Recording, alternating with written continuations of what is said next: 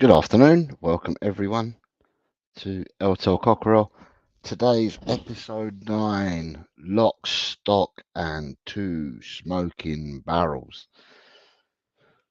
Um, Reason for the title of today's show is that, we look like we are acting like a big club is supposed to act.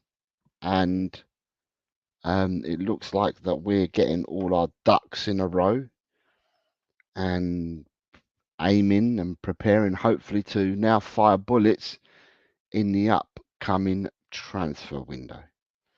I've had a look back, and I'm looking back at what we've done since Ange,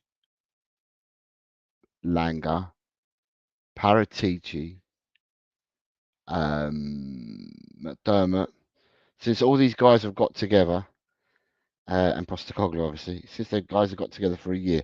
What have we done? What have we been doing? And what is it that we're looking to do going forward? Um, it's today's what, June the 10th, so there's still time. There's still a lot of time, in fact, for things to materialize and happen. Window doesn't shut till the 2nd of September.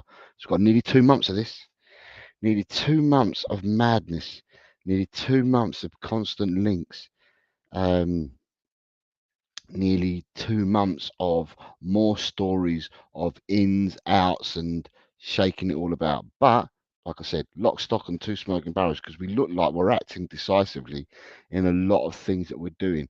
We've not seen this from Tottenham before. It's just up and coming now.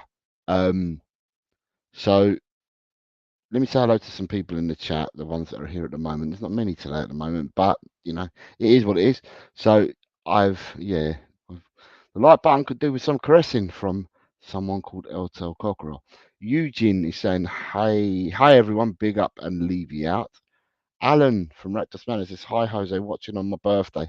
Enjoying the day so far. Hope all is well. Happy birthday to you. Happy birthday to you. Happy birthday, dear Alan. Happy birthday to you. There you go. Your own special rendition, Alan, just for you. Audio Artisan, afternoon, Jose and chat. Um, and that's as far as we've got with the chat at the moment. I'm sure people will join us as we continue the show. Right, so lock, stock, and two smoking barrels. Yeah. So what have we done? What have Tottenham done in the last in a year? It's made his day. Alan says, "I'm glad you're so far away from me. That's my birthday present to you." Um, right. So I was looking back at last season, all right, because what I've seen in 1 year, this is in 1 year. So Postecoglou has now been here in one year. So and the backroom staff, Paratici's been here slightly longer. But if we're going to amalgamate them all together, we're going to say 1 year. What have Tottenham managed to do in 1 year? So I profess, and I've said for a while now, that the biggest problem Tottenham ever had, is, and it doesn't matter who you buy, who you sell, and it doesn't matter who you buy, whether they're good buys or bad buys. That's something that's by the by. But what we've always had a problem is moving people on, right? That's where we've always had a problem. And it's just interesting if I wrap myself around and I'm looking at the year that we've had. So last year we let go of Harry Kane. So that's an obvious one. We let go of Harry Kane. We let go of Harry Winks. We let go of Davidson Sanchez. We let go of Lucas Moura. And this season, so that's how many players? That's four. Yeah, that's four players already. And then this season, we've now gone ahead and we have let go of. Right, it's coming up now. So this season, we know already that we've let go of Eric Dyer, Ivan Perisic, Ryan Sessegnon, Japhet Tanganga, and the latest news is that we're letting go of Tanguy and Ndombele. And what that tells me is that we said that we needed an overhaul for the squad. And by the players that I've named, or by Harry Kane, by the players that I've named, I'm going to include Harry Kane because I didn't want Harry Kane to go, but he's gone. But all the players that we've talked about there, I'd say bar Perisic, because Perisic is quite a recent acquisition. But the rest of the players that have gone in this last year so far, it's been out with the old and in with the new. So you've got players that have been at the club for a number of years that we've managed to move on. And regardless whether they've gone on a free or whether we've managed to move them on. So it means that the wind direction has changed at Tottenham. We're doing things that we haven't done before. And yeah, the next cab off the rank, so to speak, will be Tanguy and Bailey. And I was looking at our squad and I was thinking to myself, who have we got left from the old brigade? Because the old brigade for me is probably, I'm going to go back to when Pochettino finished. So when Pochettino finished at Tottenham, what was that, 1819 or 1920? It's probably 1920 because Mourinho came in just before COVID, didn't he? And that was March. So Mourinho would have come before that. So 1920. So if I go back to 1920, right, and look at the squad we had then, okay, some players have moved on, some players retired. So your likes of Vertonghen, Alderweireld, all this stuff that we had Alderweireld, Vertonghen, Rose, Walker. So Walker we sold. Rose has gone. The other three have gone as well. And you've got Ndombele, Wanyama, you've got Winks. So the only two, I was thinking about this the other day, the only two players that we have left, from the old brigade, I was going to say, as I look at it, sorry, is Ben Davies and Heung-min Son.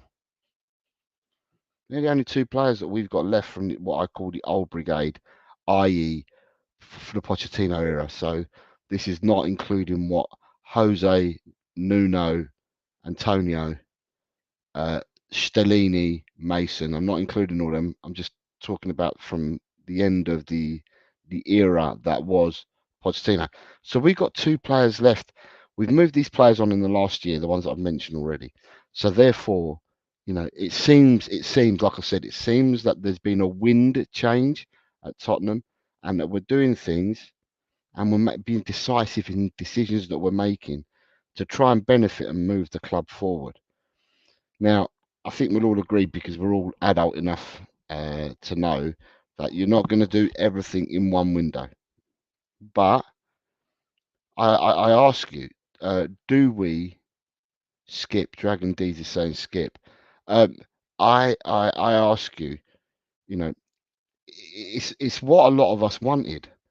Whether it's taken us this long to do it, but we've wanted to do something like this. We wanted to do, the players that have gone, we wanted them out of our club. The fan base, I'm not going to say 100%, but the majority of the fan base wanted some of these players gone. We've now acted that way, and we've got rid of the players. And it's just about how much further we want to go. So you're looking at players that we've got at the moment. Oldest player that we've got, let me just say hello. Sorry, you've got Shentam here saying, hello, Jose. Hope you're doing well today. Got Dan here saying, it looks like it's moving well, but actions speak louder than words when it comes to buying. Yes, true. And Dragon D is saying skip. Skip. And Dan says it's what we buy now. Yeah, it is, but it's to me. I'm still looking at Dan. I'm still looking at the outs that we can do. So the next oldest player, or the next youngest player to Son and to Ben Davis, I might be wrong here, but to me it's Gio Lo Celso. Gio Lo Celso's been here 5 years, and he's probably the next oldest player in length of journey that he's been at Tottenham, and he looks like he's leaving the club as well. So this is what I'm talking about, the old brigade, being dismantled and us then going in a different direction. You've also got, skip. came through from the Poch era, but he came through as a youngster, didn't he? He wasn't in the first team or anything like that, Dragon D's. I was talking about the first team players. He came through, he more came through with Mourinho rather than Poch. Mourinho gave him more of a look in than what Poch did. He was still a very, very young boy. If we're going back 5 years, how old Skip would have been back then? 18, 19 possibly. And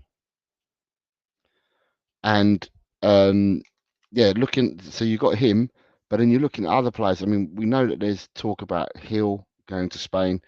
There is talk of Jed Spence going to Italy.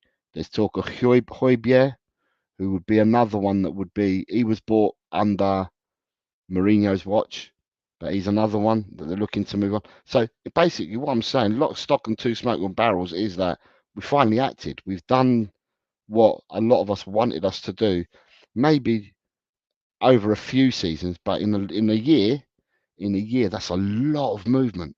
That's a lot of movement. The players that we got out of the club last year and the players that we're looking to get out this year, that's a hell of a lot of movement for a club. I remember Poch coming in, and within 2 seasons, Poch had moved out a lot of the Tim Sherwood mob, the people that played under Tim Sherwood, and within a season and a half to 2 seasons, he'd moved a lot of them out of the club as well. So, this is just, to me, this is a start. Is it a good start? And that's a question that I'd put to you, like, in the chat.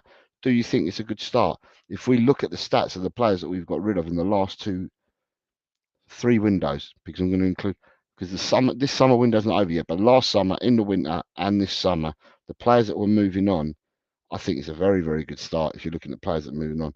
Yeah, we've got to now capitalise on that. So I'm in agreement with you, Dan. We do need to capitalise on that and get the incomings now to drive us forward. And then once we get into a equilibrium, we get onto that, we've got that steady road, so to speak, then we can start doing the improve the squad every season by bringing 2 or 3. The major surgery needs to happen, or needed to happen last season and this season. And that's your major surgery, but then your add-ons come in year after, every window thereafter.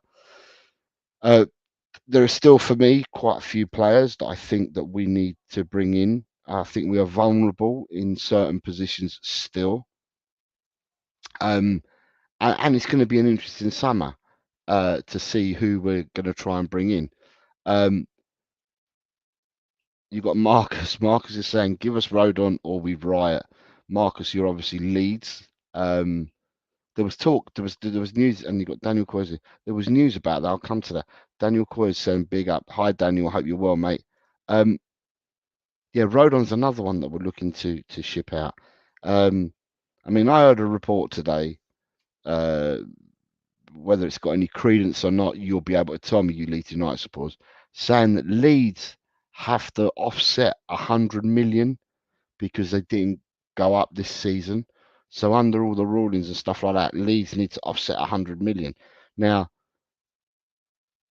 100 million is nothing to be squeezed at. It's a lot of money, and I understand. But I was under the impression also as well that Leeds had the financial backing of the 49ers, so maybe 100 million would not be as hard a pill to swallow because of the backing that you've got. The reports that what I heard today is that Leeds are not giving up on Rodon. They do want Rodon. I suppose, with all things being equal, the way that I would look at it in a calm, reflective way is that all players have just come off a long season, regardless whether they played in the Premiership or the Championship. Any league you've played in, you've had a long old season. Someone like Rodon has played near enough every game for Leeds, and therefore he's entitled to have his break. I don't think he was with the Welsh squad, was he? So I think he's entitled to have his break, come back recharged. And in all honesty, if Leeds had gone up first time, like I reckon Leeds had gone up first time, I reckon that Rodon is a no-brainer. Leeds would have signed him, and I think he would have gone to Leeds straight away. Now, I don't know Joe Rodon personally. To me, he seems like a man of principle. from what I've seen of him, the way he conducts himself and that. But you tend to think to yourself now that does he still want to go to Leeds? He possibly might still want to go to Leeds, but there's going to be other clubs that would have watched him play in the Championship. There's going to be other clubs that watched him play in the Championship, and he had, for all intents and purposes, he had a barnstorming season, and I think he would have come under the radar of a lot of teams. A lot of teams would have him on his radar because I think he done really well, and I think he's done well. So he's actually put himself out there, and he's got more avenues. He's got more avenues where he can look at. That's not to say he's not going to go to Leeds. I'm just saying, there was talk about McKenna at Ipswich looking at him to take him to the Premiership. There is talk. There has been talk. Now, how concrete that is, I don't know. The most noise is coming out of Leeds for him, right? And that's a fact. That's the most noise is coming out for Leeds for him. But Tottenham will do a deal, and that's without a shadow of a doubt. I don't see anything other than a deal being struck for Rodon. I think it's a player that Tottenham would like to move on, because if they didn't move on, he takes up either a squad place or a loan place. Now, when you've got a plan for next season, right? Let me say hello to people. So park it there. When you've got a plan for next season, you got Daniel says Red Bull are investors in Leeds as well now. Leeds will be okay. Marcus, you're telling me that no, he withdrew from the Welsh squad. Dragon Decent says, does Rodon want to stay in the Championship? You've got Ryan G saying, big up, Jose. Hi, Ryan. Hope you're well. Missed you yesterday. Did a show yesterday, and it broke that you were signing a player from Braga, I think it was, and you wasn't around, and I broke it, and you wasn't around for me to break it to. And Daniel was here, but you weren't, Ryan. Daniel says he still thinks that Rodon goes to Leeds. Destiny 5. Why is Rodon even still here? Get rid already. Bit harsh. Daniel Coy says he's not proven at Premier League level, Rodon. Destiny 5 says big up Jose, big up Destiny. Right. The thing is though, guys, right, he may not have played many Premiership games. The boy plays for his country. He's an international with Wales, right? And to me, he can play Premiership football. I think there's no shadow of a doubt he can play Premiership football. Quite for who, I don't know, but he can play Premiership football. So it's up to him. He's got a choice to make. I think he loved his time at Leeds. He had a really good time at Leeds, right? And he's enjoyed his time at Leeds, and I've maintained it. I mean, from when I first met Jess, from Jessie Talks Football, from when I first met her, and he was playing at Leeds last season, I said then he's a man of principle, and if Leeds go up, and I said it all along, Leeds go up, he goes to Leeds. He goes to Leeds at the end of the season. Leeds haven't gone up, and it all depends on Leeds' financial situation. But I'm not going to cross Leeds off the list and say he's not going to go there. All I'm saying is that Tottenham will be getting rid of him. Tottenham will sell Rodon. If it's to Leeds or if there's somebody else comes in, that Tottenham will sell him. Just quite where his destination is, I don't know as yet. Yeah, Ryan G's telling me, yeah, I watched it back. Someone has it, and seeing you mention it, decent signing for us. We've been linked with him for a while. Atletico were interested in him as well. And there's a couple of you saying hello to each other. Dragon D is saying that Rodon is better than Dyer. Yeah, so basically Tottenham are moving players on. So if I look at it at where we are now, right?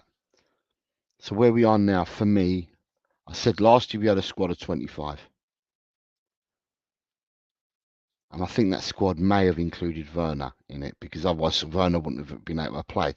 So we had a squad last season of 25. Then we had however many players out on loan, right? And a doggy this year becomes a full member of the squad, because he's not under 21 anymore. Because he's foreign, he becomes a full member. So it means he takes up the place. So when you look at it like that, you're looking at we must have had 32 players last year in or around the squad.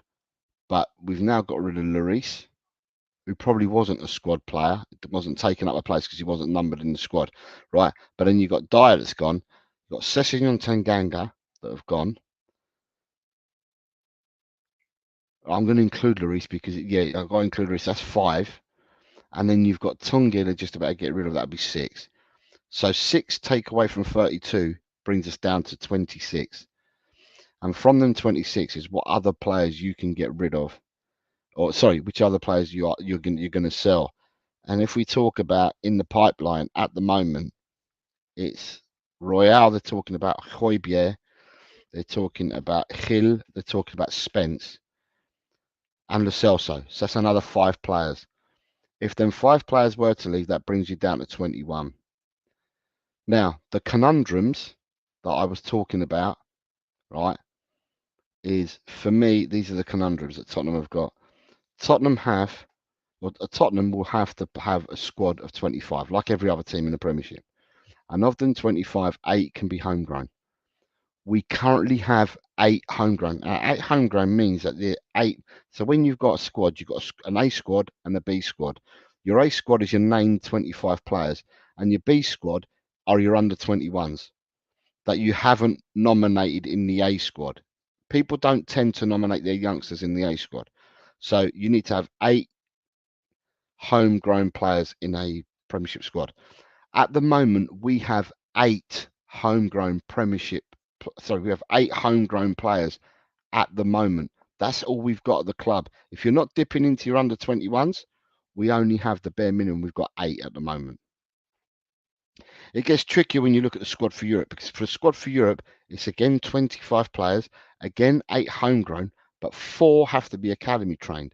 And at the moment, Tottenham have just 4 academy trained players out of them 8. So at the moment, Tottenham have just got the bare minimum to get them past, putting squads out without having to upgrade any of the players from the B squad. So when I mean something like that, if they were to say promote Alfie Devine from the B to the A list, right? From the B to the A list, that would mean that he then comes out of the B, but he takes and occupies a space in the A squad, right? And that could be detrimental to your plans as well. Hence why, when we were linked to players like Marcus Edwards and Carl Walker-Peters, it made sense to me once I looked at it, because I thought, okay, so they're not only are they homegrown, right, but they are also squad trained or academy trained, and you need to have 4 of the minimum in your squad. We've got Alfie Whiteman, who's taking up a spot at the moment. Do we need, and I put this to you, do we need 4 goalkeepers at Tottenham without looking at our youngsters? So do we need Vicario, Forster, Austin, and Whiteman in a squad of 25? I don't think we do. I think it's a waste of space having that goalkeeper there. But if you take that goalkeeper out, he's academy trained, right? So taking him out means that we need to find another academy trained player. Now that's either buying a player back in that we've sold, i.e. someone like Marcus Edwards, and you're doing that because then he becomes your an academy trained player, or you have to promote one of your youngsters to the A squad, and that means that they're using up a spot. But this is the decisions that Tottenham have got to make. So the conundrums are there for them to decide. But what I will say is that for the first time in a long time, I turn around and I'm going to say there is a plan. There is a vision. It's been thought out, and we're now seeing, because we're not involved in the conversations, but we're now seeing this plan coming to fruition, i.e. with the players that are getting out the door, whether it be letting them go on freeze, whether it be ripping up contracts, whether it's been selling them for money that we didn't buy them for. We're just moving them on. And by moving them on, we're bringing other players in. So, yeah, it's ultra important that we continue to work like that. And for me, as I said, I'm so happy with the business that we're doing in the sense of the players that we're moving on. I'm happy with that. Don't know how you guys feel, but I'm happy with that. But as Dan did say earlier, as Dan did say earlier, it depends. If we're making all this room and we're clearing the decks, it's like, who do we end up bringing in to fill the rest of the deck and to replace some of these players? The other thing is that with who's the other one? So with Endon Bailey, right? A team can only loan out a maximum of 7 players to foreign clubs.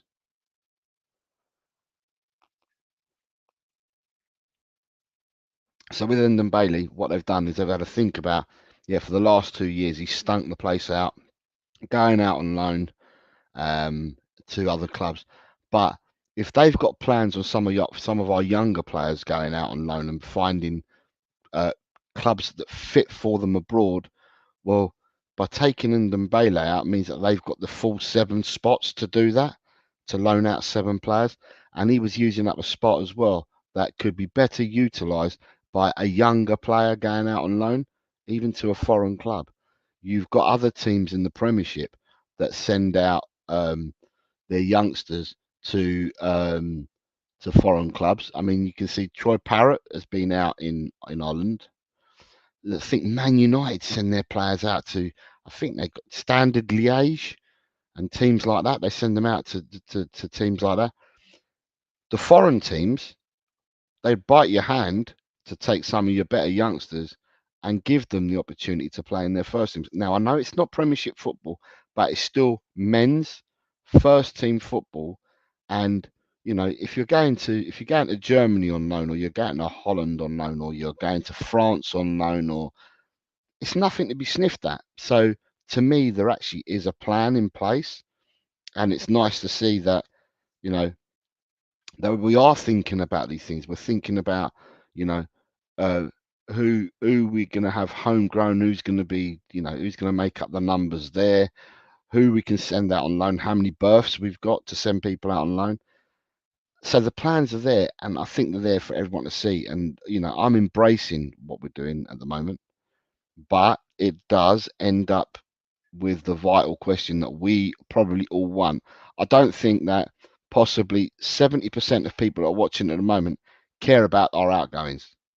I reckon 70% of the people that are watching now care about our incomings and don't care about our outgoings. I, on the other hand, I care about the outgoings as well, and I've maintained this forever and a day. I've said this since last year. I've said that our outgoings are equally as important as our incomings. You've got to get people leaving the club.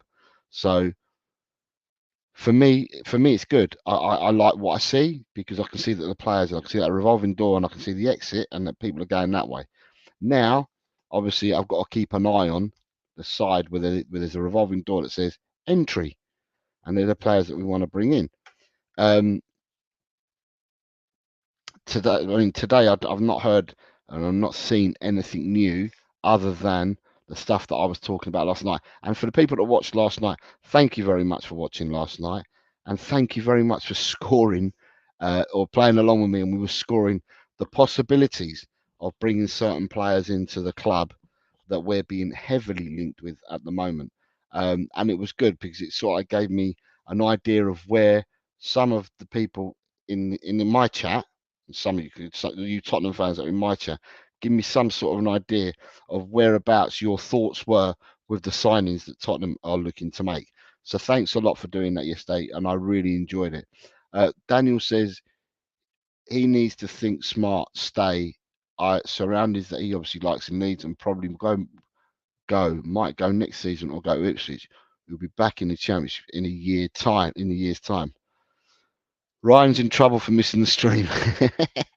It seems like Pedro Neto type player. I hope he turns out similar, bar the injuries. Exactly. What's the point in taking him out of the B squad list and move them to the B list? They can play either way. We're wasting a spot, and that's called neglect by the club. Like I said, it's important decisions that they've got to make. And the worst case scenario is taken, and that is the worst case scenario. The worst case scenario is if you can't get what you need to get, then you're going to have to promote someone from the B list to the A list, and that is a last resort. That would be a last resort. But if you've got nowhere to turn to, then that could be a resort that you're going to have to visit. Like I said, for me, and I ask you guys this: what is Alfie Whiteman doing taking up a squad space? And I know he's academy trained, and that's why we've got him there. But really, 4 goalkeepers in your first team squad? Where's the pathway for our young goalkeepers? If you've got four goalkeepers in your first team squad, I don't see where the pathway is. Mr. Cuffman, he's back from his holidays. The frequent flyer, as I called him on his show earlier, is back. Good afternoon, Ben. I hope you're well, sir. Daniel Coy says, if you think about it, Ndombele 1 is not really that ruthless. Actually, because it was obvious we were going to loan him again this year and pay the wages, basically. Mr. Belcher, Fatungai, never thought I'd see the day. Hi, Rob. I hope you're well, sir. I hope you're well. And you have Jesse here. Hi, Jess, saying afternoon all. So the links that we were talking about yesterday, I mean, 3 hours ago, Spurs Express said Hiroiki Ito would be tempted by an official approach from Tottenham, who are interested in the player. Stuttgart are concerned about the possibility of losing him, given that his release clause of just under 30 million euros in his contract. And that's come from Kicker via Sports Witness. Now, is this, right? And this is where we've got to be wary, because when you look at all these links, I mean, it's all right looking at the tier 1s and the tier 2s and the tier 3s, but then it's also who gave it to these tiers. You know, well, is it given to them by the club? Is it given to them by the player? Is it given to them by their agents? Is it given to them by a buying club to try and destabilize the player? You know, at the end of the day, it's interesting, but the words is, by reading the wording again, take it what you say. Who put this out there? Who gave them this story? Because it says Hiroito Ito would be tempted. So he would be tempted by an official approach from Tottenham, who are interested in the player. Stuttgart are concerned about the possibility of losing him, given that he has a release clause of just under 30 million in his contract. So who gives this information out? He's tempted. Who's giving the information about his release clause? You know, is it? And as I said, it could be the player, it could be the club itself, it could be an agent, it could be the buying club trying to destabilize. So it all depends who's putting the stories out there. But Hiroiki Ito is still someone that we've been linked with. Carl Simpson, good evening, Carl, mate. How are you? I hope you're well. Says hello, Jose, and everyone in the chat. And also says we should sign that Ndombele. He is going to be a free transfer, I've heard. Go on, Carl. Carl, bringing it strong, Carl. Looking at other players that we have been linked with. I mean, we know all the others that we've been linked with. I'm just having a look if there's anything more in here. Because I've not heard any new names today. I've not heard any. Right. Okay, 4 hours ago, and it's come from YM Gazetesi, says Jose Mourinho has told Fenerbahce to sign THFC midfielder Pierre-Emile Højbjerg. That's the first one. It's the first time I've read that. There's a lot been going on today. So through Alistair Gold, and a lot of people are now reporting this. Alistair Gold, I think he might have done a question and answer session or something like that, what he normally does on his Facebook page or whatever. And it's where people ask him questions and then he gives answers, and then he gives you the typed, like in the Football Insider type thing, he gives you the typed up version of what was being asked and what his responses are. And he says THFC Ange Postecoglou has taken a real liking to the talented Mikey Moore and Tyrese Hall in particular, who both could get minutes next season with more games in the schedule for Tottenham with the return of the Europa League football. Now, for me, Mikey Moore, we've heard all about him, haven't we, guys? We've all heard about Mikey Moore and his talent and that. For those fortunate enough to have the time to go to BBC iPlayer, they showed the under-17 Euros there. And I think Mikey Moore ended up with 4 goals in 3 games or 4 games. I'm sure he scored 4 goals. Anyway, so Mikey Moore was there to be seen. But a lot of people in the know who watch the under 21s have talked about this Tyrese Hall. I think Tyrese Hall plays in centre midfield, and he's a I think he might be a defensive or holding midfielder. And people have talked really highly of him. I mean, I don't know how old he is, but they've talked highly of him. So it's no surprise to see that Alistair Gold has put out this comment, obviously on the back of being asked the question, and that Postecoglou's looking at these two. And you know, it depends, because some of the players that we've talked about as our youngsters in the past, some of them won't be at the club next year, because hopefully for the development they will be going out on loans. But that won't be for everyone. Not every youngster can we send out on a loan. So the fact that we're going to keep some behind, I mean, I for one would like to see a bit more of Mikey Moore. If he is going to be this player, then don't clear his pathway. I'd like to see a bit more of him. It's the same as I'd like to see a bit more of Donnelly, but it appears that Donnelly is one of the ones. Excuse me, he's one of the ones that's being primed to go on loan next year if possible. I think that's the pathway they're looking for him. Will Lancashire loan next year? Alfie Devine, what happens to Alfie Devine? Is he another loan next year? Ash Phillips, is he another loan next year?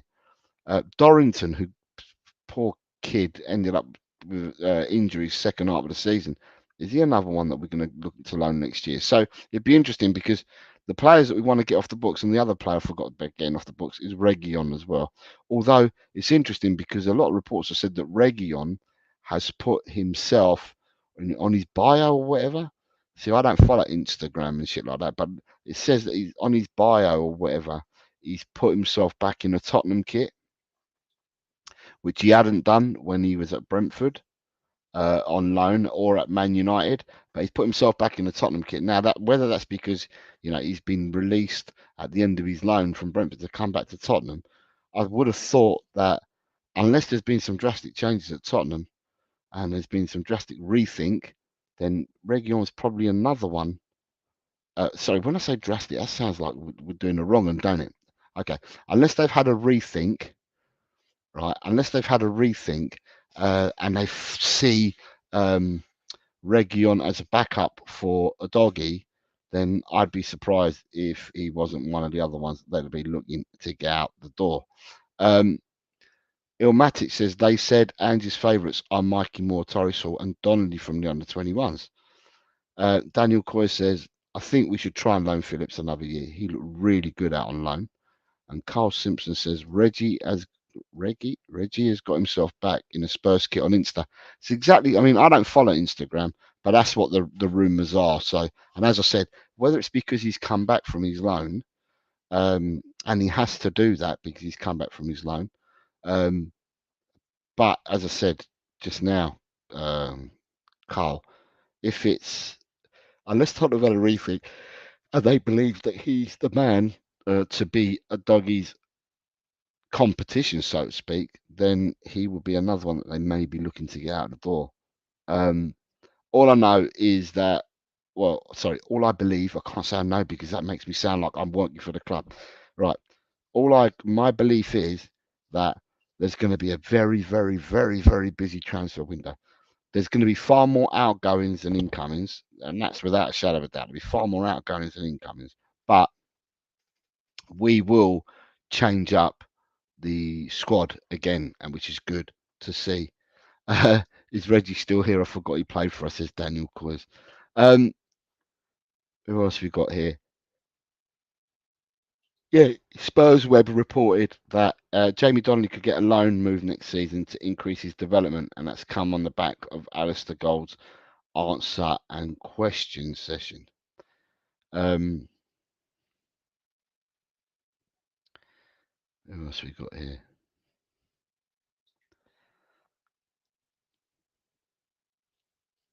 I don't know some of these players. Yusuf says that Fabrizio Romano has reported that Yusuf Fofana will 100% leave AS Monaco this summer.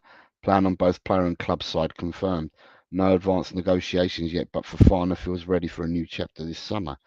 I don't know the player. I'm not going to admit to know him because I don't know him. So I don't know what position he plays or anything at all. Why am I yawning again? It's as if I think, well, I don't get enough sleep probably, but there we go. Trying to see if we've got any more news that's coming today. Hirohiko Ito again.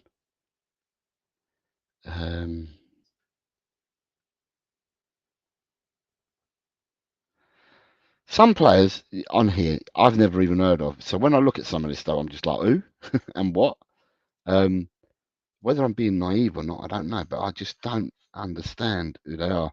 Right, so it's now breaking about Real Madrid, and I don't know whether you guys were aware of this, but Real Madrid, Ancelotti did an interview with an Italian journo, and the Italian journo then reported back that Ancelotti said, "We ain't going to go and play in the World Club competition.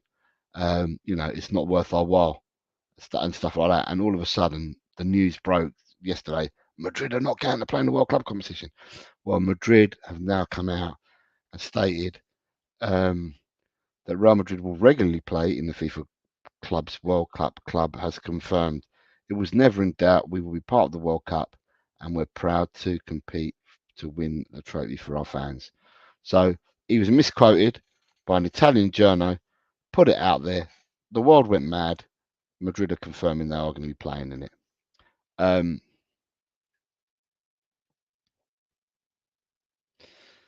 Carlson says it's difficult getting a player who comes to a club known his second choice, so there could be something in it. Ilmatic says Mourinho has informed Fenerbahce of his wish to sign Højbjerg this summer. I said this. I read that one out earlier as well, Ilmatic, because I'm looking at Shitta as we speak.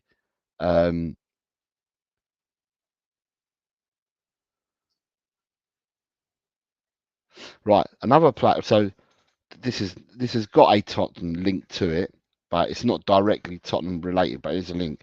It says Barcelona are considering a move for former Real Madrid and current Getafe forward Borja Mayoral should Victor Roque leave the club. And the part about Tottenham is Victor Roque, because we've looked at Victor Roque in the past. So yeah, so you got that one there as well.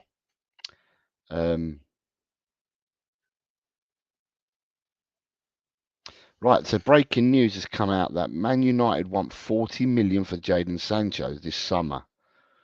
What do you guys think? Do you take a Jadon Sancho for 40 mil, or would you tell him to jog on?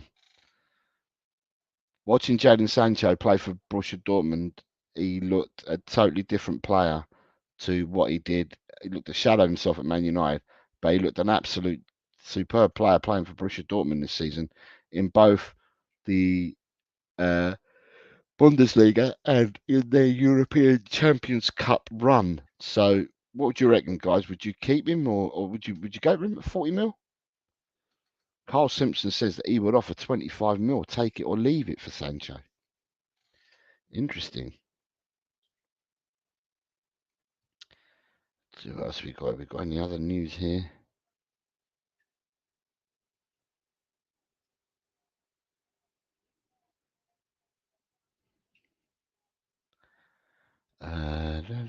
I'm going down.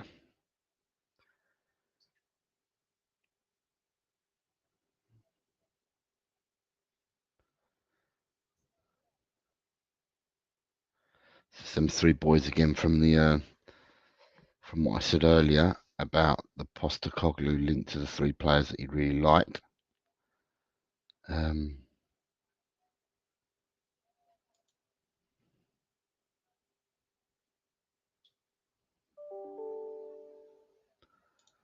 Is there anything else? I can't see anything else. I can't see anything else Tottenham related. So the links are basically, and like I thought would happen, the links are basically what they have been, and I think the the the disappointing thing is, in a sense, is that we've now got the Euros, and we're on the Euros on the horizon. They start on Friday, the same day the transfer window opens, and then you've got the Copa America that's starting 6 days after, or whatever. I think the 20th it starts. So basically, it's deals can still be done. Don't get me wrong, but it just means that you're going to have to do deals alongside these competitions, and It's either you don't do it's either you don't do the deals during the competition, and then you've got to wait for the end of that competition. That competition ain't till the middle of July. So could we really, and I'm talking about not only myself but yourselves as well in the chat, could you really put up with 6 weeks worth of links from the ITKs to players? Imagine having to put up with 6 more weeks of that, or 5 weeks, 5 more weeks. No, because we're including the Copa America. 6 more weeks of it. 6 more weeks of the in the nose telling you this, that, and the other, without actually being able to go and make any concrete signings. Would that frustrate you? Because I know that it would definitely frustrate me. So I'm just wondering, would it frustrate you guys? It would frustrate me if I had to go 6 weeks listening to the same dribble. Oh, this is a new one on me. It's come out from Clinical Bergval, his name is. He says Angelo Stiller is pushing to join Tottenham Football Club, and this has come out of Tutto Sport. So this has come out from Italy. Well, the picture that I can see of the player, he looks like he's like 40 years old. He looks about 40 in the picture that I can see here, and I'm thinking to myself, God, he looks like he's well past his sell-by date in order to move to a club. But that's a name I've not heard of. So that then the breaking as well that Dachi Kamada has completed the first part of his Crystal Palace medical. He will sign a 2-year contract with the Eagles, and that's come from Fabrizio Romano, and that came out 38 minutes ago. So Kamada was the player that people believe is going to Crystal Palace, and then that would free up one of either Elise or Eze to leave Crystal Palace. So the Kamada deal is inching closer. Do you think Palace are trying to get Kamada in before they sell a player? Quite possible. But if Tottenham do that, then we get ruined for doing that. But when other clubs do it, it seems to be acceptable. Bring a player in before letting a player go, or letting a player go before bringing a player in. If it doesn't matter, you do it one way or do it the other. Someone's always going to have an opinion about it. So Stiller is 23. Carl, he doesn't look 23. The picture that I'm looking at, he looks like an old haggard man.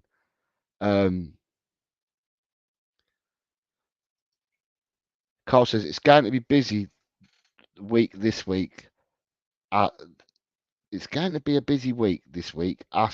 What I've been told, expect bids soon. Right, okay. And Stiller's 23. He looks a lot older. Kamada going to Palace shows Glasner is getting his guys. Had him at Frankfurt, yeah. It's the Steve Bruce nose. Is it Ben Stiller's brother? Like it, DC. The Daniel Coys, I like it. I'm calling you DC, and I've called David Clark's DC. Who are you getting your information from, Carl? You need to send me a WhatsApp message, because you're in the groups that I'm in WhatsApp. Who are you getting your info from, mate? Go on, share it with a brother. Share it with a brother. Who's that? Who's Right. Again, you've got that Chelsea and Tottenham now in recent days made checks on the situation of the Stuttgart winger Chris Führich, with offers expected for the player. Like I said, we're going to be linked with so many people, and you don't know what's right or wrong. And I did say last night, and I'll say it again now, that last year we were taken into a direction with David Raya, and that direction was totally false. It was false in the sense that the club even turned around and came out and said, we're not after David Raya. And then I remember the fan base going a meltdown, and then we ended up saying we're going for Vicario, and it was done within a couple of days. So yeah, with all these rumours about players and stuff like that, and I know that we say that there's no smoke without fire, and I say that as well. But some of these rumours are going to be way, way off the mark, way, way off the mark, and then you probably get a story like, "Oh, we did go in for him, but we offered 5 million less," when we haven't really gone in for him at all. Do we really know what happens on the negotiating table? Do we really know who we're going for? You know, it's all if, buts, and maybe. So, I mean, to me, the biggest concern, and I'm not seeing much more, but the biggest concern to me, and I said this last night, is the tweet that Romano put out about the forward situation. And that is the biggest concern to me because, you know, reading, if you read it verbally, exactly how he's put it out there and how he's tweeted the comment, you'd think that Tottenham are only looking at one more forward player. Only one more. Now, if you're looking at that, do you class Eze as a forward player? Because if you class Eze and Tony as forward players, then what Romano's saying is we're basically only going to get one of them two. If they're the two that we're going to put our eggs into one basket, we're only getting one of the two. And if that's the case, and I was to read it the way it's written, then I'd be very concerned. I hope I'm wrong. Don't get me wrong. I really do hope I'm wrong. But I'd be very concerned if we were only looking at one forward because I think we need more, much more than one forward. I've said all along that for me, we need a 9 type player, like your centre forward type player, but also a player that can play along the front three. Carl, you're casting Tony as a forward player, but not Eze. Well, if you said that to me, I'm still not happy then because by bringing Tony in, yeah, it improves, but to me, it doesn't improve us enough because then that would mean that you're sitting with Sonny and Werner left. You're sitting with Johnson, sorry, Sonny and Werner. You're sitting with Werner and Solomon on the left as we stand at the moment. You're sitting with Johnson or Kulu on the right. And then down the middle, what we're saying, Son, Richarlison, and Tony. When I look at the wide players there, it doesn't electrify me. Does that make sense? I mean, I will say, what I'm hoping for, right? But Carl says, I still think we get Eze and Gallagher and Tony. To me, that ain't a bad window, Carl. But I think there's other positions that we really do need to look at as well. Left-sided forward-thinking player Eze can play if Tottenham don't get a striker this summer. I will be effing raging. Right. So, I just think we need more. I just think we need more in the forward three positions. I just think we do need more. But then, by the same token, we have been linked with Vanderson, the young Brazilian right back who's 22, who plays out in Monaco, and his release fee clause, or is something along the lines of 20 million euros, which is 17 million quid. So, if he's an upgrade in the terms of, because he's a right back, and if he's an upgrade in the terms of Emerson, in the mould that he's an upgrade in the sense that he can play the inverted position or the position that Postecoglou wants, then for me, Vanderson would be a no-brainer. Because if Emerson leaves, then not much money is going to be changing hands because Emerson would roughly go for that type of money as well to Italy, to Milan, if they're going to get him. And to me, it makes a no-brainer. But then I still think that on the left-hand side, I still think we need someone, not cover. I'm not going to say cover for Porro. Vanderson there to compete with Porro. But I also think we need cover. We need someone to compete with a doggy, and we need to crave, like all big sides. We need to crave to have two players in every position. And for me, we haven't quite got that. We're not going to get that. We're not going to get it in this transfer window. And I know that I'm not stupid enough to think we're going to get a right back, left back, another centre half. Because centre halves at the moment, who are we looking at? We've only got 3 centre halves that you can really look at and say they can provide competition for each other. Who's your 4th centre back going to be? What, Ben Davies? You know, come on. At the end of the day, Ben Davies ain't providing competition for the other 3 at all. Ben Davies is only going to get a game if these players are injured or if they hit their red zones. That's the only way that Davies is really going to get in front of them 3 centre halves. So basically, to me, we're still a centre half light or short. We need a centre half that's going to compete as well. Daniel Coy said, left-sided forward thinking player. Okay, sorry, just read that. Carl Simpson says, that is why we should get Sancho as well to cover Decky. Okay, so you're covering Decky. Where'd you put Johnson then? Is Johnson going as a 9? I think we need 2 left-sided players. As he suits that, I'm not settling for Werner, and we need a clinical striker as well who can naturally play as a number 9. Shemtown, from what I've heard about Vanderson, he doesn't make much of an upgrade. We seem to always go for Brazilians that don't play like Brazilians. So Shemtown, are you doubting whether they've got Brazilian passports? Because I doubted that for a long time with the 2 that we've got at our club. I wasn't sure whether they had Brazilian passports at all. So are you saying you're in my camp as well, that you doubt that they've got Brazilian passports? Let me know, mate. Let me know. Carl Simpson says, Davis will go and the Japanese player comes in. So you're saying Ito comes in. So if Ito comes in, then that's your 4 centre halves, which means that you've got 2 for every position. You're providing competition. But then I still think if Ito was to come, fine. But then we're still light in right and left back. And then I think we're light in the forward positions. And in midfield, we're going to get rid of. Well, get rid of? Is that the right word? It looks like we're trying to sell Højbjerg and Lo Celso. And I know Bergval's coming in, but he's young, the boy. And, you definitely need to pad out your midfield with more players than the Lucas Bergval. It's a lot of work to do, but you've got to get players out of the club first. So equally, there's a lot of work to do to getting players out, but then there's a lot of work to do getting players in.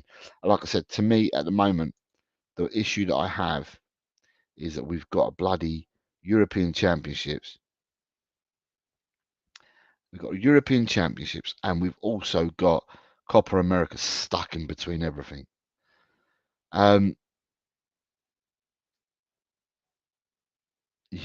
Daniel Coy's not sure of a word or two. Dan, is he? So Dan saying, yeah, the Brazilians we've had over the years have been horrible, other than Sandro. The rest were crap. Audio says, I think Troy Parrott to be kept around, and he'll be used as cover for striker and wing positions. Got Troy Parrott there. Sorry, we got Dane Scarlett there as well. Well, that's interesting because Dane Scarlett, he must be still younger than under 21 because Dane Scarlett seems to be around for ages, or his name's been around for ages. But Dane Scarlett is not one of the players that was put down in the first team squad as homegrown or academy trained. So to me, that means Dane Scarlett must be on the B list. He still must be under 21. Is the way that I'm thinking on Dane Scarlett. But we still got Dane Scarlett in the wings in that. So, like left back, it's difficult to get a right back in knowing that they're just cover. But we don't want cover, Carl. It's not what I'm asking for, mate. What I'm saying is that we need to bring players in that can provide competition for our left and right back, because at the end of the day, our left and right back have got deficiencies in their game at the moment as well. And it can be coached out of them and that, but there are deficiencies in both the players that we've got playing fullback for us at the moment. And I would like to see players come in that challenge them. So therefore, that's what you've got. You've got 4 players, 2 players for each position, challenging to be in that first team. And that the drop-off isn't major one, like coming off a cliff if you're replacing one with the other. So we need players to come in and challenge is what I'm looking at. Who we got? Afternoon, Jose, sir, and the chat from Graham. Good afternoon, Graham. I hope you well, sir. Hope you slept well last night and you are back. Romano has been a busy boy. It's just come out 3 minutes ago. Juventus and Aston Villa set to talk again about Douglas Luiz in the next days. The only way to make the deal happen is by including players to join Aston Villa, or there's no chance. Understand Samuel Illing Jr. has been discussed as an option, as well as Weston McKennie. So that's Villa for you, but Villa have got problems. So yeah, that's Villa. Audio says, yeah, Scarlett is 20 and Parrott is 22. So that's why Scarlett doesn't appear on any of the lists at the moment. So next season, If Scarlett's going to be in and around the club next year, then he's one of your homegrown academy players, and therefore you don't need to worry about this goalkeeper Whiteman because he can then just go. But I just think he's taking the place up at the moment. I know you are not Jose, but they will look on it and say that Poronadoge will play. It's a difficult situation.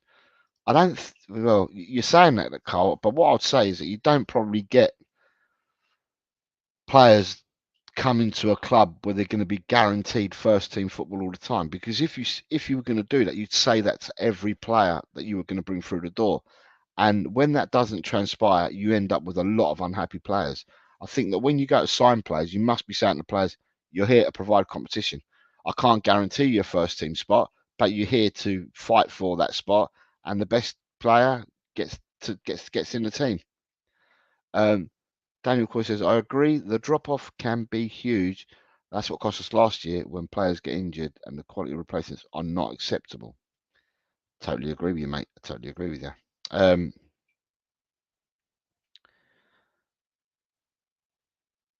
Who else we got here?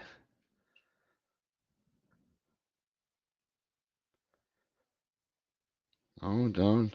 Bayern Munich are advancing in talks to sign Arsenal startlet Chido Obi Martin. They're hoping to beat Dortmund to the 16-year-old's signature. This is what I'm saying. This is what I say.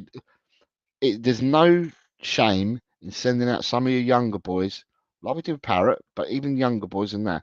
There's no shame in sending them out to Europe to play in the leagues in Europe where they get first team football, different culture, different way of living and stuff like that. It'll make the men really, really quick. And you've got. I mean, you're talking about Bayern. They're apparently looking at the 16-year-old, but Bayern give chances, man. You've got that. Is his name Bino Gittins? Bino Gittins, the youngster English boy who's out in Dortmund. He's like 17, 18 years old or whatever. Dortmund have given him a chance. Dortmund gave Bellingham a chance at that age. Dortmund gave Haaland a chance. Dortmund have given Sancho a chance as a youngster. At the end of the day, these German clubs, they've got it. They got it on toast, man. They've got all this stuff on toast. They give youngsters an opportunity. At the end of the day, we need to start doing some of this ourselves. We need to start letting some of the players go out and get themselves to become men by playing first team football. I hear what people are saying all the time. Yeah, but it's not the Premiership. But it doesn't have to be the Premiership. Bloody hell, is Jude Bellingham a good player? He wasn't. Where's Jude Bellingham's Premiership experience? Tell me. I'd like to know. Where is Jude Bellingham's Premiership experience? How many times has Jude Bellingham played in the Premiership? Yeah, so all these things about you got to be a Premiership proven player. No, you don't, because Jude Bellingham hasn't played Premiership football. I don't think Jude Bellingham hasn't played Premiership football because he went from Birmingham to bloody Dortmund, and from Dortmund he's gone to Real Madrid, and he's one of the world's best players. He's not played Premiership football. At the end of the day, it's ridiculous. Haaland didn't play Premiership football before Man City bought him. Did Man City take a punt on Haaland? At the end of the day, I just think the argument, we're always precious about, yeah, but you've got to be Premiership proven. That look, listen, if you're a great player, you're a great player. End of. You don't have to be Premiership or not. You can be a great player. That Kvaratskhelia from Napoli, has he played any Premiership football? Yeah, I believe he's world class. Has he played any Premiership football? Could he come in and do it in the Premiership? Of course he could, but he's never played Premiership football before, though. At the end of the day, it is what it is. It's all about opinions. I know it's all about opinions. I still think we are going to have issues with Dragusin and his agent if he doesn't play regularly. His agent can go and do one. I just think CAA. Well, I think what should happen now, right, is CAA base. Obviously, all right, with Tottenham and that, and we're very close with CAA base, who own Eze, as amongst others. They own Postecoglou as well, by the way. Pedro Porro, Sarr. There's loads of players. Anyway, I think, and I thought this is what I thought at the time. Dragusin came to us when in January, right? And I don't know how long the agent's got to continue being lippy for, but I would have thought that Tottenham may have said to CAA base, you know what, can you step in, right, and have a chat after a period of time, step in, have a chat with the player and see whether the player will go in your books rather than stay with that lippy agent they got at the moment. So let's see if that happens, because yeah, he's certainly above his station. I think that agent only represents him and nobody else, but he definitely don't. He definitely likes to open his mouth up. Bloody hell. You have got Spurs. Hi, Darren, mate. Hope you're well. Says, big up Jose and all. All the speculation is killing me. They just need to open this window and put us out of our misery. Come on, you Spurs. When does the window open? It's on the 14th. Friday the 14th. Not Friday the 13th. We missed it by a day. Friday the 14th. Carl Simpson is saying, we've had youngsters play Premier League football like Stephen Winks. Real Madrid won't be taking them as world class. Look who we got here. Hello. Hello, darling. How are you doing? I'm not bad. I'm not bad. Yeah. Well, I was bored, right? So I thought I'd come and join Jose. Yeah, well, that's what people do when they're bored. Yeah, that's right. I Yeah, thought the chocolates as well. yeah. It's not that he's worth anything. I'm just bored. Let's go with No, boring you're not a Jose. boring man. That's one thing they can't accuse you of. Let's go with boring Jose and see what happens. No, I don't agree. I think you're not a bore. You're a very intelligent man. You That's just what said you to me are. I was bored, so I thought I'd join you. No, I'm bored, not you. You're not boring. I I'm am bored joking. because I am joking. Theo's just come home as well, so I'm not so bored now. I was going to You say know, I've not seen you popping up anywhere today at all. So have you had a no, nice because rest? I've been busy with Adrian sorting out things. Oh, okay, fair enough. On your TTID podcasting, getting that already. Yeah, Spurs diehards, right? So it's getting on, it's getting there. But you're talking about men who are like dinosaurs with a computer. I, I'm one. Don't tell I'm them I one. said that. I didn't really say that. I'm one of them. Yes, you know what? And I'm not far behind you, but I'm a little bit more. But I couldn't get the virtual background to not make my hat disappear. You know, my hat was disappearing all the time in the virtual background. That's because you're magic. You know, Elika Karatis, she's magic. You Funny, know. my husband agrees. He thinks I'm magic because I cook him dinner. That's Good why. after, good afternoon, Theo. It's nice to see that. Theo, Jose saying good afternoon. And it's nice to see that he's come back from. It's nice to see that he's come back from his stag in one piece. I know, he just survived it. And he Yeah. came, like, we made him a lovely roast dinner yesterday, and he goes, Pucker, that's 10 out of 10. So what did he go unfed when he was on a stag do? Did he not eat? He just drank all Yeah, he stag did, do. but he ate junk food. And they had Roman outfits, and they were all going, I'm Spartacus, instead of that's a Greek thing, right? So Yeah. he said, I'm Spartacus. So they all said it, and it was so funny. He goes, some of them didn't survive it really. They're going home like paralytic still. Yeah. Brian Maguire. Brian Maguire is saying is Theo a Spurs fan. No, he's a QPR fan, unfortunately. Well, I don't know, because they've won one cup in their whole history, but we've won one cup in 24 years. So we're catching up with them. in recent times, that's what I mean. And you got Shemtam, good old Shemtam. Jose, you're so boring. I'm just too bored to go anywhere else. But listen to you. Hello, lovely Queen Ellie Yeah, Hoiberg Benton that's a call, Corverna. good. Hope you're doing good, Your Majesty. Shemtan, can you add Neville onto that? Because I love Ash Neville, the lady Oh, footballer. leave it Yeah. out, will you? Leave it out. You've got Totspur saying, hi Ellie, you need to do a street party so we can all come and taste your food. Yes, it's true. You know, I'm probably the best chef in England. I'm not bragging. And then you've also got Totspurs asking the question, Jose, any more links to Archie Gray? Yes. I only ever saw one link, and it wasn't like by one of the one of the tier ones that made, that said Archie Gray has been looked at, right? Yeah. Archie Gray is one of many, many players you'll look at. Now, I'm not disrespecting Archie Gray in any way, shape, or form by what I said yesterday. But I'll repeat what I said yesterday. You wasn't on my show, Eddie. But what I said No, I yesterday didn't. is that, you know, you've got players like Archie Gray, Hayden Hackney, you've got the boy Schmodix. Yeah. You've got like all these players that are playing in the championship that are really good players, including Archie Gray, right? Mm. Now, Crystal Palace bought Adam Wharton for 20 million, right? Yeah. And Wow. Adam Wharton has now gone on to become an England international. So he was bought for 20 million in Jan. He stepped up to the Premiership, and he's now an England international. Not bad. All in the space of 6 months, right? Is that because Gareth Southgate's in charge? Because I mean, he's not a bad player, but I wouldn't say he's like a top player. Are you on mute? No, I'm listening to you now. So, Oh, somebody's in the background. right, Is that so your wife? one of them. You've got many wives in every port. Yeah. Don't tell it. Don't tell the other wives. So what I was saying, what I was saying about Archie Gray is that if you're spending 20 million, right? So the barometer is Adam Wharton. Adam Wharton cost 20 million, and he's now an England international, and you know, and his value is going to go through the roof, right?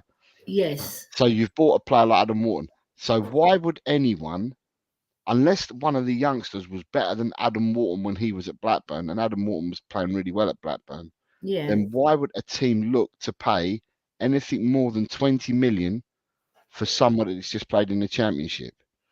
Now, it says that someone's saying here that they're valuing what's his name? They're valuing Archie Gray at 50 million.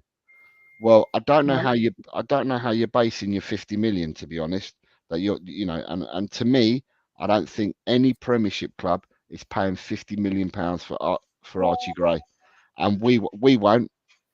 And I don't think there's anybody else in the Premiership that would pay 50 million. Now, whether that's a scare tactic that Leeds have got, that they want to slap a 50 million price tag on him, because then that would put off potential suitors, then so be it.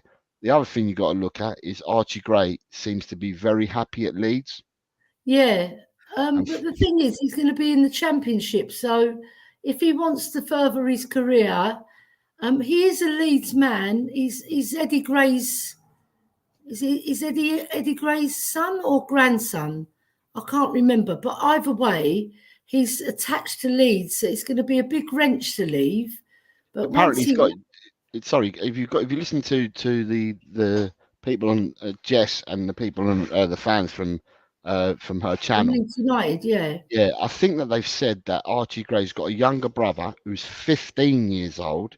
He plays a striker in their under 16s, and apparently he's meant to be dynamite.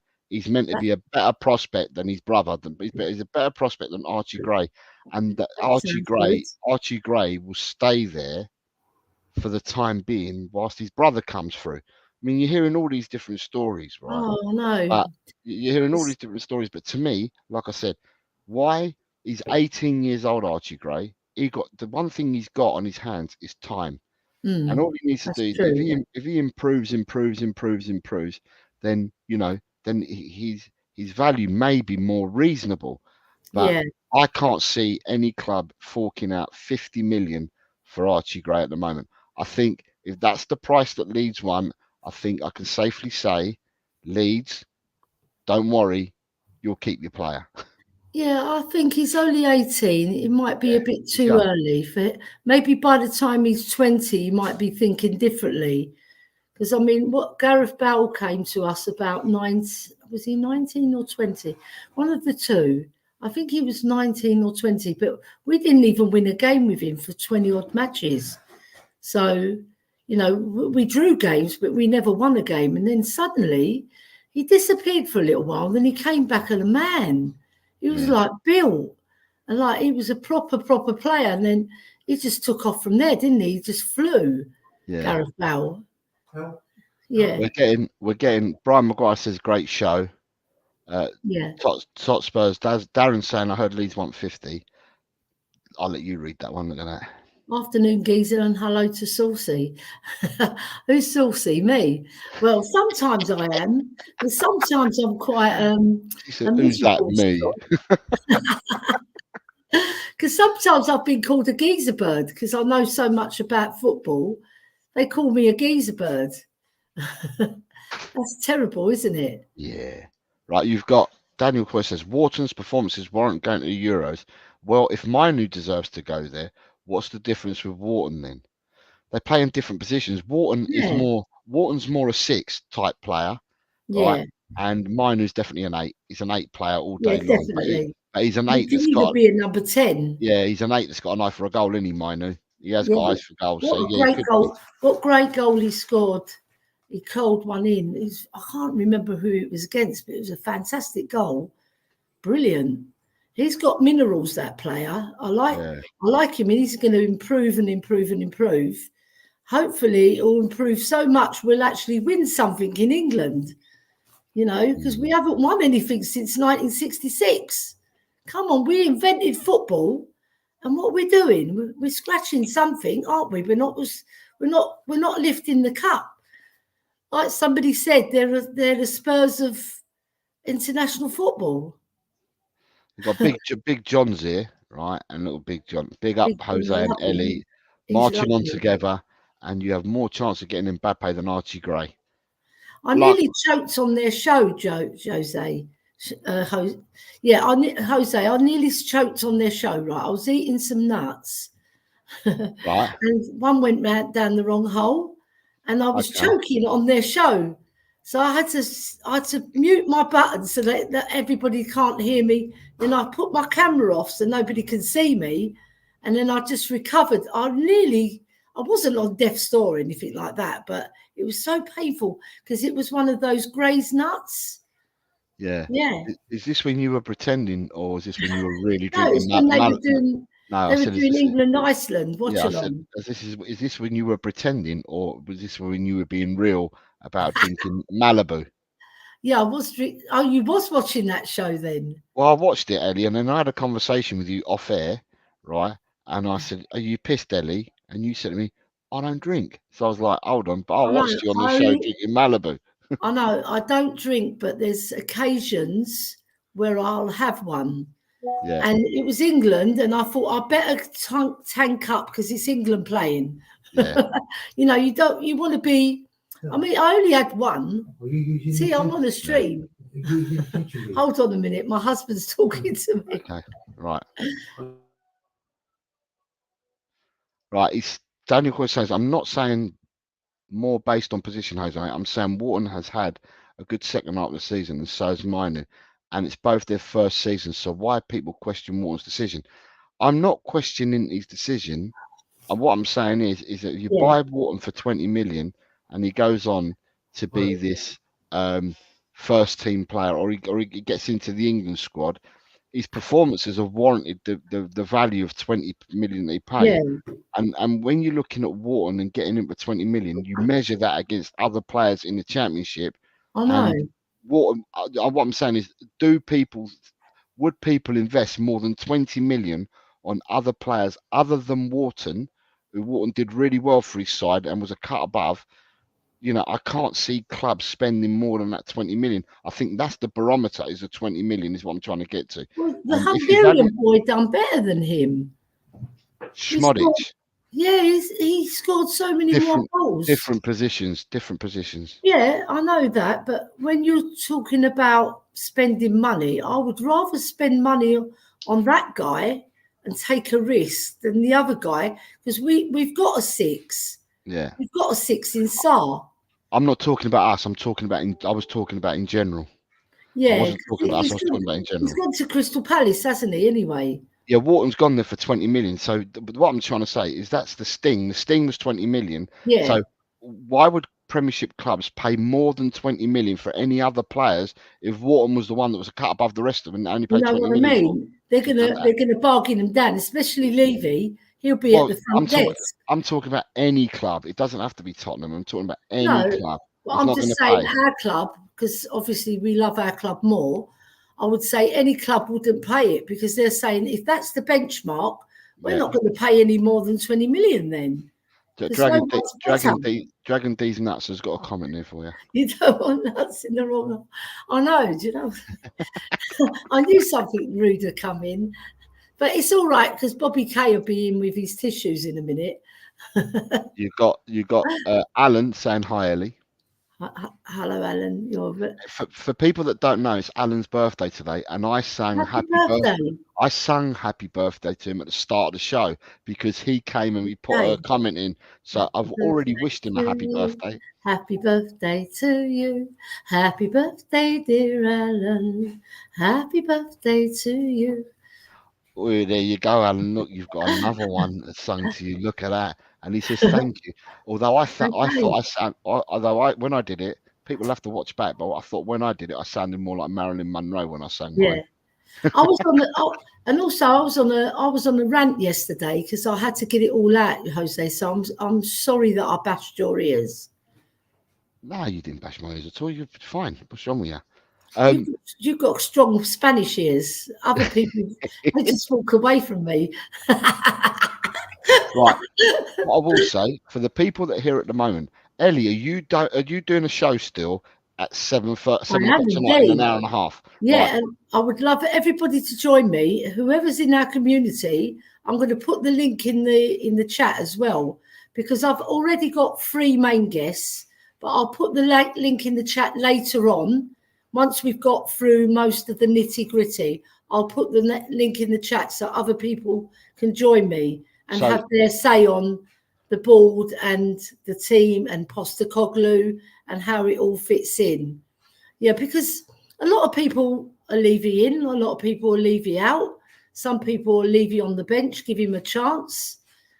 And some people love the way he's run the club in terms of the FFP and so we're going to be discussing this later, and it'll be a nice, meaty channel because I'm trying to get somebody who's actually Levy in, like staunch Levy in. They won't have a word said against him like I do with Højbjerg.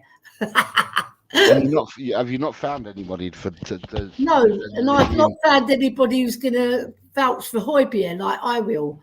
No, right, actually. Tell a lie. There was a Scottish boy yesterday on Nippon's channel. He goes, I like Højbjerg.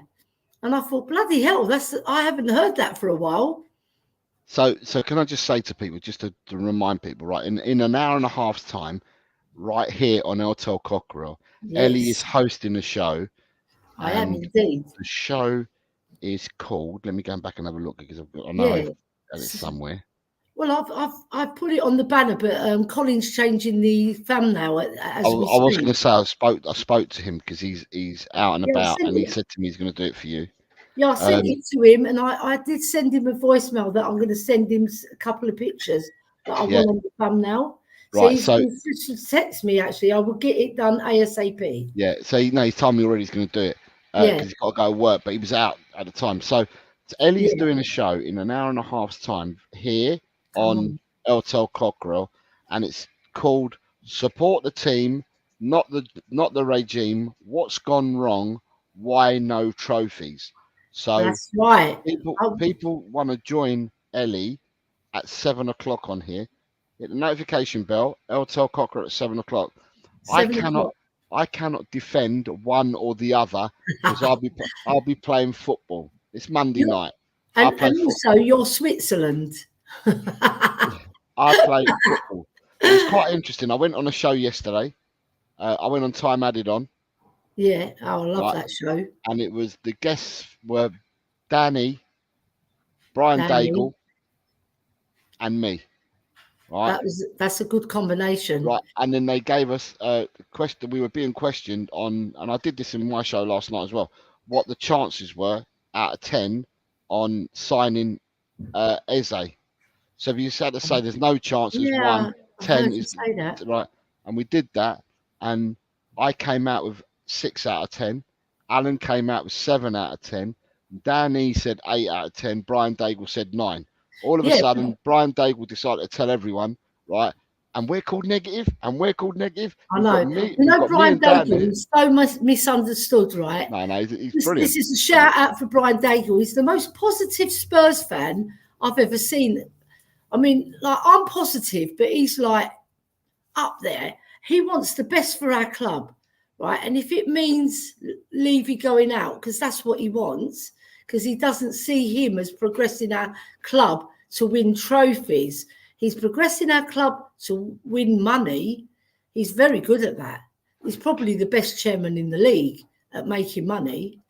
But what way we're going to use that money is very crucial now. So let's see what he does. I'm prepared to give him a chance because I'm not an evil woman. You know, sometimes you have to give somebody leeway, but look, when you get to a final, you're not guaranteed to win it. We've got to 6 finals under him and won 1. So the track record of winning only 1 in 6 is not very good, right? So, and then you've got to count the 24 years that he's been in charge as well. So save it for your stream. Yeah, I'm not going to say anymore because obviously we want to leave something to the stream. Save it for your stream. Right, let me catch up. Everybody knows how I feel about it anyway. Big John says Dragon, and he's referring to Dragon's These Nuts comments to you earlier. He says, Dragon, if she had chocolate and nuts, then it goes in the wrong hole. It will come out looking like a lion bar. Well, I've got Lindor because my daughter was doing on Thursday. My daughter goes on her hen party. So I'm hoping they all return home safely. Just got a bunch of pissheads in your family. Right. Shemtam says, happy birthday to Alan, my Gemini brother. My birthday's tomorrow, so the Geminis are strong in the fan base. Shemtam, I'll be working tomorrow, so I won't be streaming. So Shemtam, can I wish you the biggest and best birthday? And I hope you get lots of presents and surprises for tomorrow, Shemtam. So happy birthday to you as well, sir. I'll send you a Højbjerg Werner Bentancur shirt. You got the sheriff is here saying big up Jose and Ellie. So, hello, sheriff. I like Shantam says, Jose, why are you asking these silly questions? Because you'll send her on one. It says, Jose, do you or Ellie know how PEH plays for his national team? He plays great for them, and it's always and almost always MOM, 3 games, 3 goals. He's killing it with them. That's because Denmark play against nobody. It's not Premiership football. That's probably why. It's more akin to the Azerbaijan league, and that's why he plays really, really well for him. I'm not going to say anything. I'll get into trouble. I nipped it in the bud quick time. I'm abstaining. I'm Switzerland. Right. Destiny 5 says, Brian Daigle and Levy are best of mates, I thought. Whoever this is Højbjerg from now on, you're going to get nothing back from me. Nothing. I said nothing. No.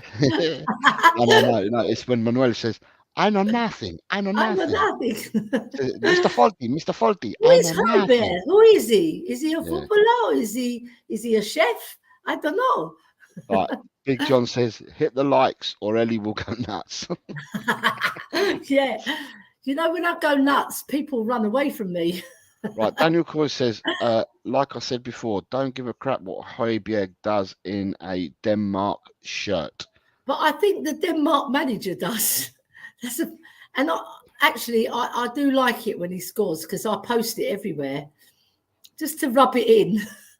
I like, you know, when you like a player, you just like a player. You can't help it. Right. I always loved Steve Perryman. I thought Steve Perryman was my ideal player because he played for the badge. He was very tenacious. He's hardworking, very, very, very underrated as well. Yeah. And he fed Glenn Hoddle all through his career. He was just giving the ball to Glenn Hoddle. What an unselfish player that is. You know, he took away all the cream from himself and gave it to Hoddle because obviously Hoddle is the cream. Yeah. Yeah.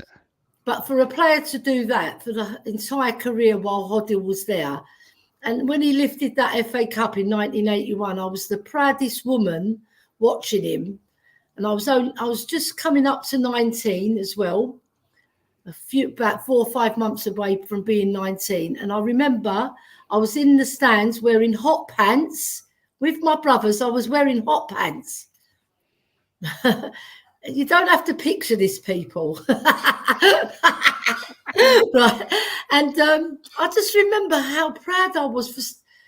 It was the first time I'd really understood what winning the FA Cup was. Because 1967, I went with my dad and I was only 4 3/4. And he had me on his shoulders. I remember that much. There was so much I remember about the 1981 game. I can relive it. You know, every single moment, Ozzy Ardiles arguing with the referee for a good 10 minutes about the penalty. And then he clicked and he got back into the game. Once Ozzy got back into the game, I always thought there was only going to be one winner. You know, because he was our little pocket rocket and he's our engine.